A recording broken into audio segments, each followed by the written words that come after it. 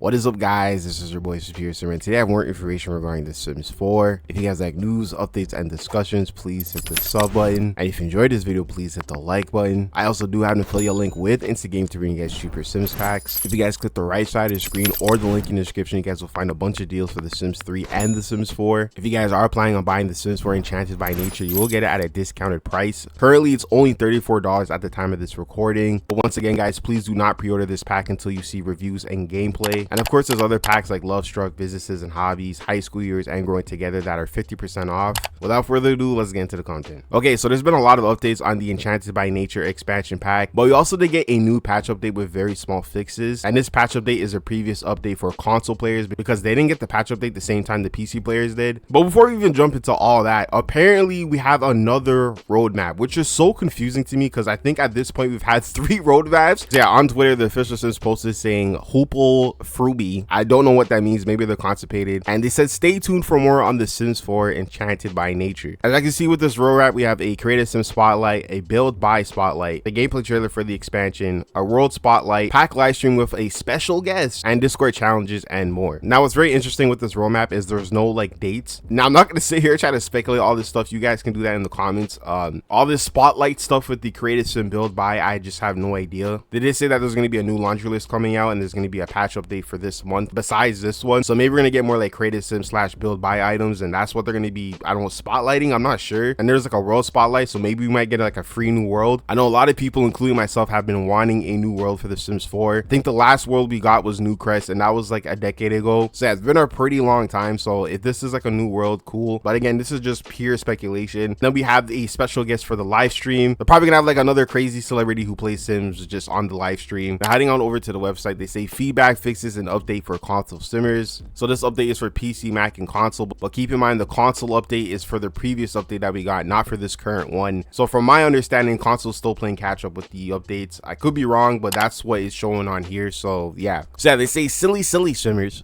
Today's update features a handful of fixes based on the community feedback. We'll be sharing a new laundry list soon regarding community reported issues we're currently investigating and aiming to resolve in the next base game update. So they said what's new in The Sims 4. They said the full update from May 27th is now available for simmers on Xbox and PlayStation. Thank you for your patience.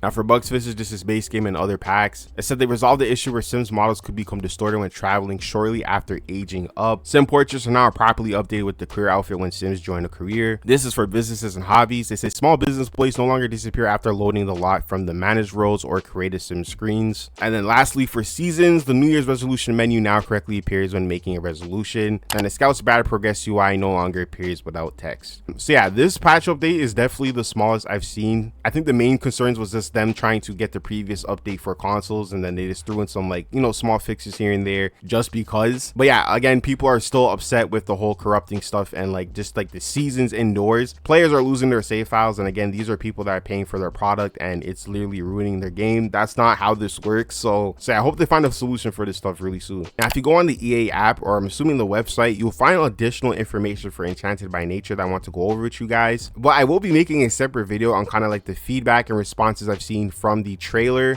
And of course, you guys, please comment down below how you guys feel about Enchanted by Nature. I would love to feature your guys' comments in the video, just like the old Superior Silver days. So please leave your comments down below how you guys feel about the Enchanted by Nature pack. Okay, so there's 4 different categories. We have nature and magic, balance, and enchantment. I'm going to start off with nature, and it focuses on the lifestyle. So the description says feel at home in nature. It says the natural living skill is about becoming more comfortable outside to the point where your sim is as happy as living in the great outdoors as they would be with a bed and plumbing. Sims can meet their needs in nature by sleeping on the ground, relieving themselves in a privy bush, talking to nature, and eating food they forage or catch, among other things. Sims may find these things uncomfortable at first, but will become more comfortable as their skill level increases. Then we move on to personality. It says try 3 new traits. It says plant lovers are happiest surrounded by greenery and will sink into negative moods if they're away from plants for too long. Mystical Sims are empathetic and want to guide others towards more balanced lives as they build their apothecary and guarding skills faster. Disruptive Sims are daring individuals who love freedom and excitement, even if their fun is sometimes at the expense of others. They'll build mischief, logic, and charisma skills faster. Then we have bring nature inside. It said grow just about any plant inside using 4 new tabletop plant pots. These pots will fit in medium-sized outside spaces like on tables or shelves, and you can use them to grow both harvestable and decorative plants. Turn your home into a lush garden. Another way to bring the outside inside is the new nature press, which Sims can use to create decor like candles and wall art from the treasures they find in nature. So based off the nature category, it talks more about living off the grid. A lot of people feel like this will be great for rags to riches, and there's a whole skill now that's kind of dedicated to living outside, which I think is really cool. And again, over time your Sims will start to, you know, enjoy doing these things outside instead of obviously being inside. So yeah, this is definitely pushing rags to riches, which is really interesting. And then we have the 3 personality traits. The plant lovers and the destructive trait sound very similar to other traits we've had in the game. Obviously there's going to be a new gameplay tied to these traits, but it's a little bit concerning for me. But the mystical trait does sound unique in my opinion, and it does tie into the new apothecary skill, so again that is some new gameplay there. And the guardian crafting stuff don't really sound too new to me.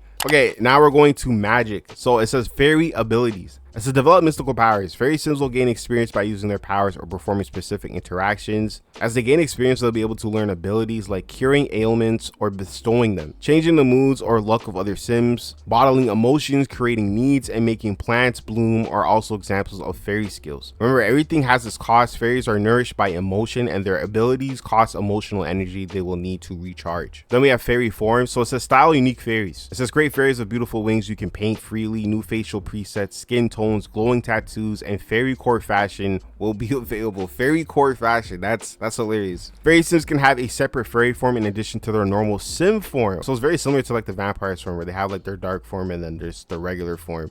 I honestly did not expect them to do that. That's honestly really cool. While Sims can start as fairies and cast, they can also become fairies to a special journey that'll have them summoning Mother Nature and visiting the Enchanted Springs. Fairies also have a new woohoo and new death, emotional starvation. Then moving on to fairy dust, it says enchant plants, gnomes, and more. So you don't have to be a fairy to use fairy dust. It's enchanting fun for everyone. Use it to bring gnomes to life and have them help around your lot, or enchant plants and objects created with the nature press. Enchanted plants may be easier to care for or produce a bigger harvest, but they can also attract magical pests called pixies. Fairies create their own fairy dust. Other Sims can ask them for it, and both fairies and non-fairies can find it while foraging or pick it up at special locations. I'm a little bit concerned just because when I read this stuff, it didn't sound like the fairies had like a skill tree. That's not to say that they don't have one, but I hope it's very similar to the other cults that we've had, like vampires, werewolves, spellcasters. I'm assuming that they do have one, right?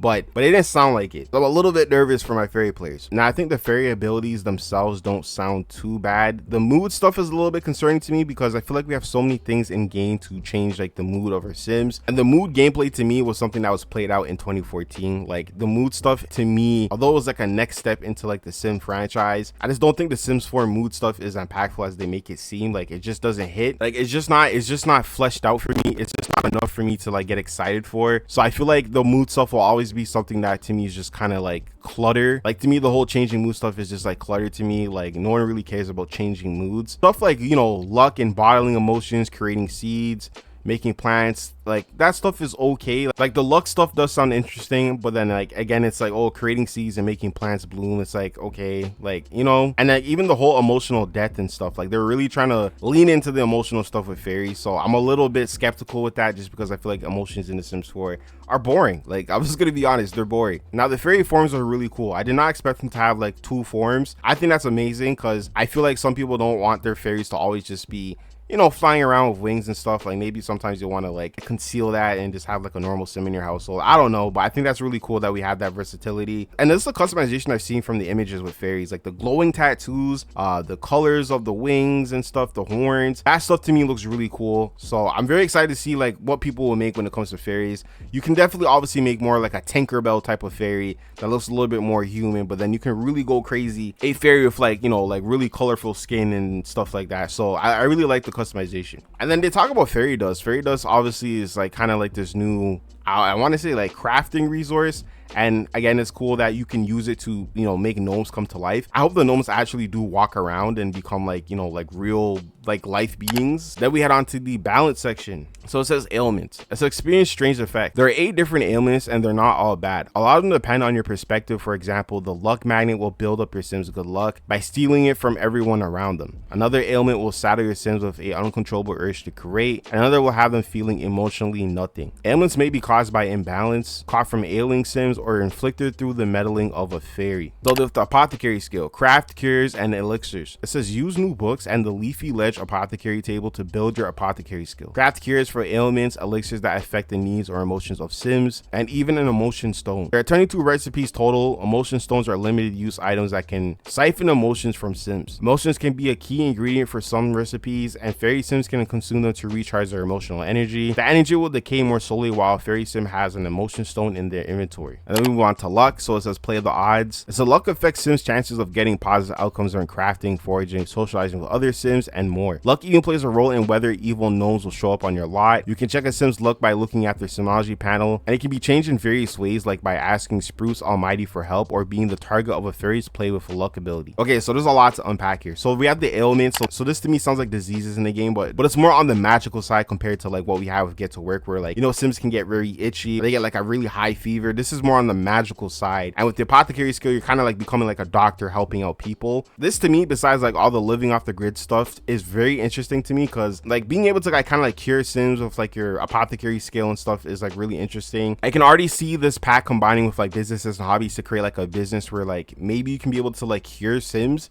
who have like, you know, like ailments and stuff like that. I don't know how that would work, but the concept, like the vision is there for sure. I think this is really cool. And then they talk about luck. So like luck is kind of like this new thing that affects your Sims' chances with like social interactions. They said foraging, even like evil gnomes pulling up to your lot because like they have beef with you. Like that's crazy to me. I definitely want to see more of this luck stuff in gameplay, because when I first heard about it, I thought it was more of like a moodlet, like your Sims are just lucky so they're happy for like 8 hours. But no, the luck stuff is kind of fleshed out. So yeah, very excited to see how that works. And then we move on to enchantment. So this is the neighborhoods. The coast of Admore, I could be saying that wrong, is a Celtic inspired town with a walkable streets, a giant gnome statue, and a lot of history. It's the most down-to-earth of Innocence Green's neighborhoods. Spruce Dairy Grove is a very nature-focused community with a touch of the mystical thrown in. Everdew is a hotspot for fairy activity where their powers are used openly and even the plants feel fantastical. The Mossvale Fairy Hub, a large mushroom, is located here. Explore to discover more enchanting surprises. And then lastly, we have new faces, as says meet fantastic new friends. Since Mother Nature can be summoned and she can help Sims on their quest to become fairies. There's also a special glasswood tree statue that summons Spruce Almighty. This verdant fellow can help out around your lot or even improve Sims luck. You can get your own statue and place it on your lot to summon him more easily. So aesthetically, I've seen a lot of people say this, including myself, that the worlds do look very similar.